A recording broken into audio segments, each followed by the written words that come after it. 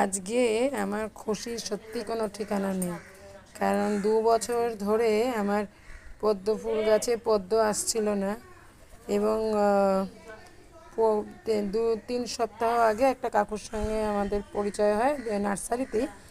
Professor Das, উনি 50 বছর নিজেই বলেন শিক্ষকতা করেছেন এবং নার্সারি কাকু ভীষণ সম্মান করেন এবং ওনার শিক্ষকতার জন্য এখন উনি রিটায়ার্ড।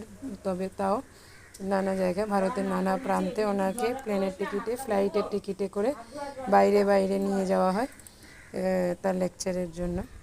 এবং আমি এতটাই ভগবানের আশীর্বাদে আমি ওনার সঙ্গে হঠাৎ করেই পরিচয় হয়েছে এবং বলছি যে আমার না পদ্ম ফুল হয় না। তো কাকুটা বলল নার্সারি কাকুকে, এই আমি দুটো লতা দিয়ে দেবো, দিয়ে দিস তো টিউবারকে। লতি বলে, উনি পূর্ব মেদিনীপুরের। এবং আমাদের দেখা হয়েছে ঠাকুরপুকুরে, কলকাতা ঠাকুরপুকুর বাজারে, যেখান থেকে আমি নার্সারি থেকে গাছ কিনি। এবং বলছে আমি দুটো লতা দিয়ে দেবো, দিয়ে দিস মেয়েটাকে। তো আমি সেদিন নিয়ে এলাম এবং কালকে আমাকে দাদাটা বলল এই তো দিয়ে গেছে। তো বিশ্বাস করবেন না, সত্যি কথা, এই যে কী আনন্দ ভাষায় প্রকাশ করা যায় না। আমি জাস্ট কালকেই টিউবারটা লাগিয়েছি এবং মা বলছে তার ওর মধ্যে একটা কলি ছিল যেটা তুই লক্ষ্য করিসনি।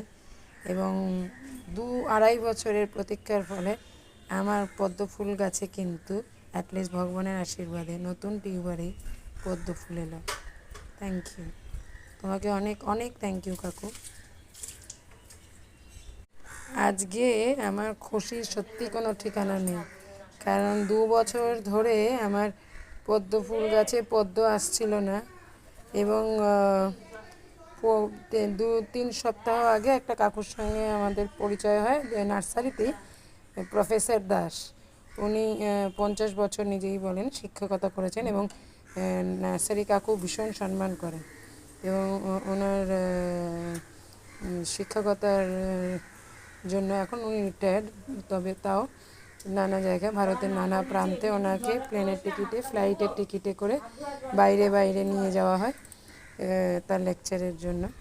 এবং আমি এতটাই ভগবানের আশীর্বাদে আমি ওনার সঙ্গে হঠাৎ করেই পরিচয় হয়েছে এবং বলছি যে আমার না পদ্ম ফুল হয় না। তো কাকুটা বলল নার্সারি কাকুকে, এই আমি দুটো লতা দিয়ে দেবো, দিয়ে দিস তো টিউবারকে। লতি বলে, উনি পূর্ব মেদিনীপুরের। এবং আমাদের দেখা হয়েছে ঠাকুরপুকুরে, কলকাতা ঠাকুরপুকুর বাজারে, যেখান থেকে আমি নার্সারি থেকে গাছ কিনি। এবং বলছে আমি দুটো লতা দিয়ে দেবো, দিয়ে দিস মেয়েটাকে। তো আমি সেদিন নিয়ে এলাম এবং কাল